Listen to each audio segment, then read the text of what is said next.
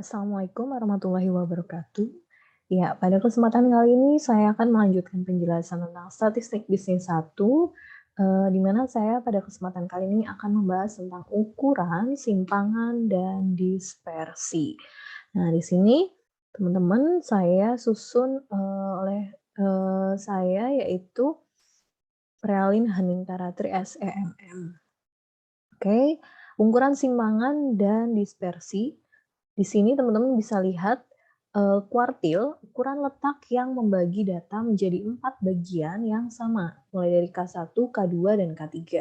Kalau K1 berarti 25% data, K2 sampai 50% data, dan K3 sampai 75% data. Data tunggal di sini letak KI-nya yaitu data ke I kurang buka N plus 1 kurang tutup dibagi 4 dengan I itu 1, 2, 3. KI itu kuartil ke 1, ke I maksudnya, N sama dengan jumlah seluruh frekuensi.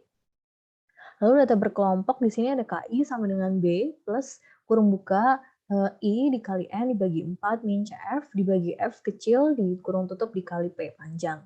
Di sini KI-nya itu kuartil ke I, B batas bawah kelas interval, P panjang interval, CF frekuensi kumulatif di kelas sebelumnya, N itu jumlah seluruh frekuensi, dan F itu frekuensi kelas kuartil. Oke, di sini contoh kuartil data dan tunggal. Kuartil data tunggal, teman-teman. Teman-teman bisa lihat, misalkan ada contoh soal 1, 2, 5, 9, 7, 3, 2, 1. Nah, tentukanlah nilai K1. Nah, kita masukin aja, diurutin dulu datanya, berarti 1, 1, 2, 2, lalu 5, 1, 1, 2, 2, 3, 5, 7, 9. Nah, lalu kita tentukan letak K1-nya.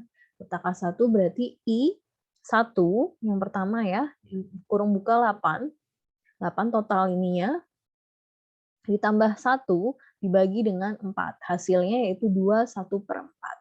Data kedua 1/4 yaitu antara data kedua dan data ketiga 1/4 jauh dari data kedua. Berarti hitung nilai K1-nya, kita masukin aja data kedua ditambah 1/4, data ketiga min data kedua. 1 plus 1/4, 2 min 1. Gitu ya. Data ketiganya kan 2, 2 min 1 di sini. Berarti 1/4-nya didapat dari sini. Kan karena tadi 25%. 25% berarti 1/4 gitu.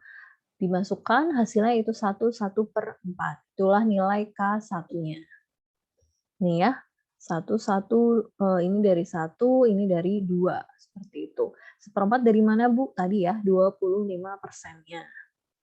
Nah, contoh kuartil data berkelompok, teman-teman bisa lihat ada tadi data tunggal, ini data berkelompok, ada frekuensinya, tentukan nilai K3-nya.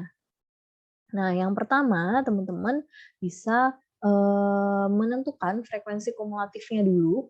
Di sini ya, ditentukan 8, kan ini pertama berarti 31, 2, 3 tambah 8, ini materi yang sebelumnya, 17 tambah 23 tambah 8, 48, dan seterusnya. Dan jumlahnya 80 di sini. Berarti frekuensi kumulatifnya sudah ditemukan, paling besar di 80 ini ya. Terus udah gitu, tingkat ininya di 22 sampai dengan 24 rentangnya. Lalu tentukan letak kuartil pada interval kelas. Nah, di sini ya, K1 kan tadi 1/4, K2 setengah, K3 3/4. Dicari K3 itu 3/4 N, jadi 34 dikali 80 hasilnya 60. Ada di frekuensi kumulatif ini, teman-teman. Nah, gitu ya. Setelah teman-teman menemukan frekuensi kumulatif, kita masukkan ini, terus udah gitu 3/4 ketemu, karena 75%-nya. Nah, berarti 60 di mana? Di sini, yang saya beri tanda merah. Lalu kita masukkan ke rumus yang ini, teman-teman. Ini ya, kita masukkan ke rumus yang data berkelompok. Setelah kita masukkan, ternyata hasilnya ketemu.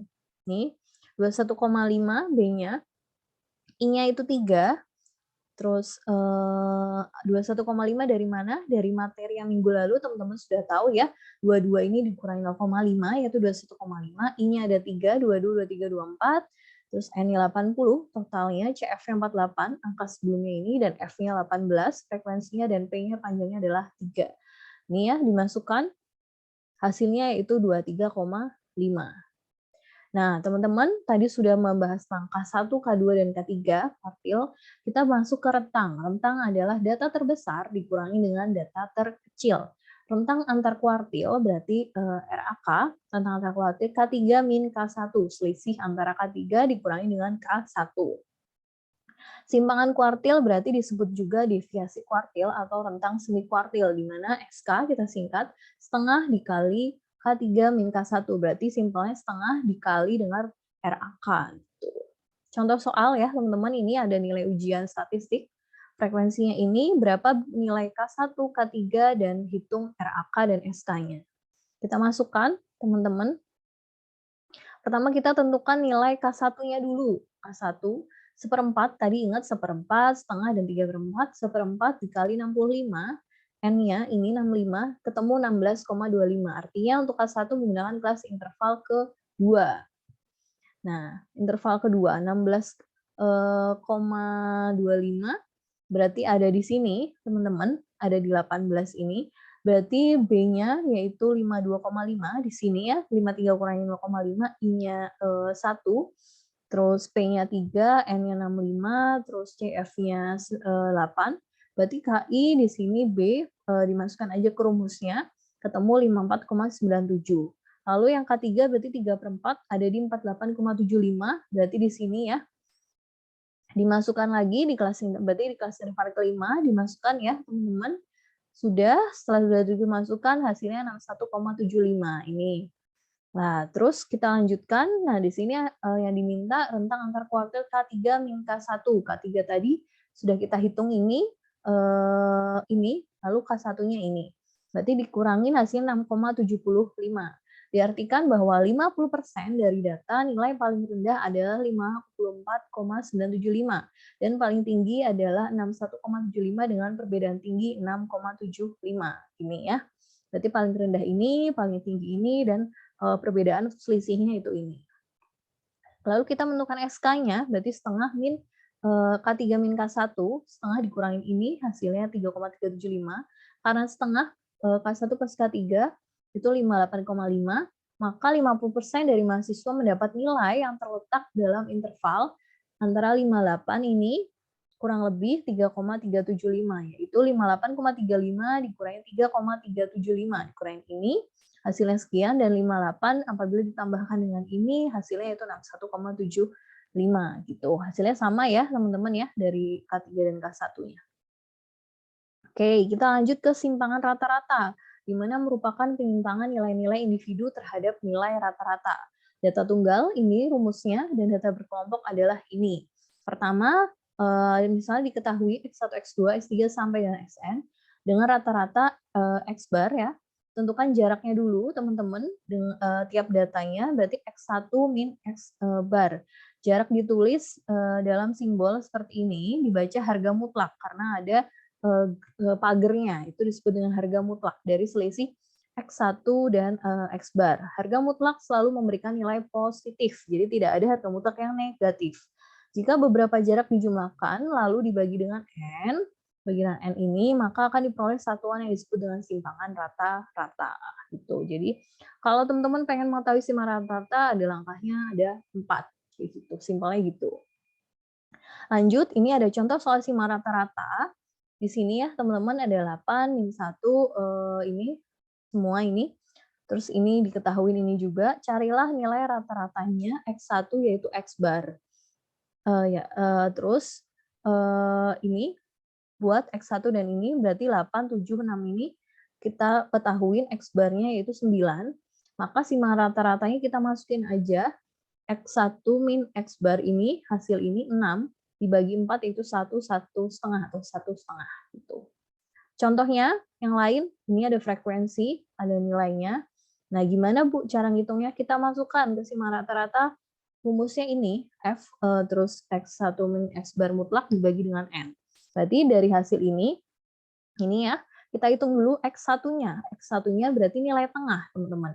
Nilai tengahnya berarti simpelnya 31 tambah 40 bagi 2, itu 35,5, 41 tambah 50 bagi 2, 45,5, dan seterusnya. Lalu ada F, I dikali X1, ini dikali ini dikali ini. Berarti dikali aja frekuensi kali X1, Ketemu hasilnya dijumlahkan 6130. Lalu X1 min X bar, berarti X1 ini dikurangin X bar. Kita cari dulu X barnya berapa. X bar itu dari rata-rata ini 6130 dibagi dengan 80 rata-rata frekuensi. Ketemulah 76,625. Berarti X1 ini dikurangin dengan dikurangi 76,625 hasilnya negatif sampai dengan seterusnya. Kalau sudah ini dimutlakan, teman-teman, ini kalau dimutlakan berarti biar positif. Hasilnya kalau sudah dimutlakan itu hasilnya akan positif semua. Lalu setelah itu X1 min X ini dikali dengan F. Berarti ini dikali dengan F ini dikali dengan ini 31125 dikali dengan 2, 21125 dikali dengan 5, 11125 dikali dengan 15 dan seterusnya. Hasilnya itu 808. Jadi kalau ditanya simpanan rata-ratanya SR-nya itu 808 ini, jumlah dari ini ya, kita sudah cari dibagi dengan N. N-nya itu yaitu 80, berarti hasilnya 10,1. Jadi simpangan rata-ratanya 10,1. Lalu ada simpangan baku di sini, yaitu ukuran simpangan yang paling banyak digunakan adalah simpangan baku atau deviasi standar. Pangkat 2 dari simpangan baku dinamakan varians. Lalu untuk sampel, simpangan baku akan diberikan simbol S, dan untuk populasi diberikan simbol sigma. Variansnya tentulah S kuadrat untuk varians sampel dan sigma kuadrat untuk varians populasi. Kemarin sudah bahas ya tentang sampel dan populasi, berarti nanti ini untuk mencari variansnya ketika ada sampel berarti ditanya X kuadrat, tapi kalau populasi variannya berarti sigma kuadrat. Nah, rumusnya ini varians data tunggal seperti ini, teman-teman. Simpangan bakunya simpelnya akar dari X kuadrat. Kalau yang data kelompok juga seperti ini. F frekuensi, N jumlah frekuensi, XI tanda kelas atau nilai tengah, dan rata-rata. Contoh nih, teman-teman, ada X1 sekian, X1 min X bar sekian, dan X1 min X bar dikuadratkan adalah sekian. Berarti ini X barnya kita jumlahkan dari sini, ketemulah X barnya itu 8. Berarti variansnya berarti X1 min X bar pangkat 2 dibagi N min 1. Berarti hasilnya di sini adalah 7,5. Sehingga simpangan bakunya yaitu S sama dengan akar dari X kuadrat, yaitu 2,74. Seperti itu.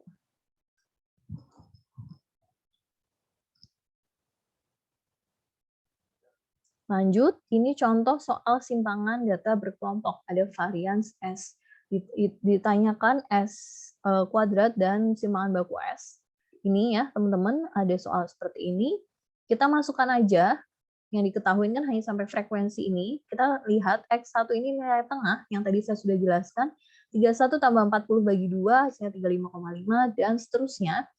Dan lalu FI dikali XI, berarti di sini ini dikali dengan ini, 45,5 kali 2, dan seterusnya kita jumlahkan ada 6130. Lalu XI min X bar. Berarti XI-nya itu 35,5, X bar-nya dari mana, Bu? Kita hitung dari pengalian dari jumlah FI dikali XI, 6130 dibagi 80, yaitu frekuensi, hasilnya 76,25, berarti XI min X bar, berarti 35,5 dikurangi 76,625, dan seterusnya. Lalu kita kuadratkan yang ini menjadi seperti ini, dan setelah itu dikalikan dengan FI, dikalikan dengan si ini, frekuensinya. Hasilnya 13598,8. Maka varians dan simpangan baku yang ada S kuadrat berarti 13598,8 ini dibagi 80 min 1. N-nya ini 80 min 1. Ini kan rumus ya, N min 1. Hasilnya 172,14. Simpangan bakunya berarti akar dari si S kuadrat, yaitu akar dari 172,14. Nanti teman-teman hitung pakai kalkulator, yaitu hasilnya 13,12. Nah, oke, ini ada latihan soal, monggo dikerjakan. Ada 2 soal, semoga teman-teman bisa mengumpulkannya dan dikumpulkan di pertemuan ke-7. Sekian penjelasan dari saya. Wassalamualaikum warahmatullahi wabarakatuh.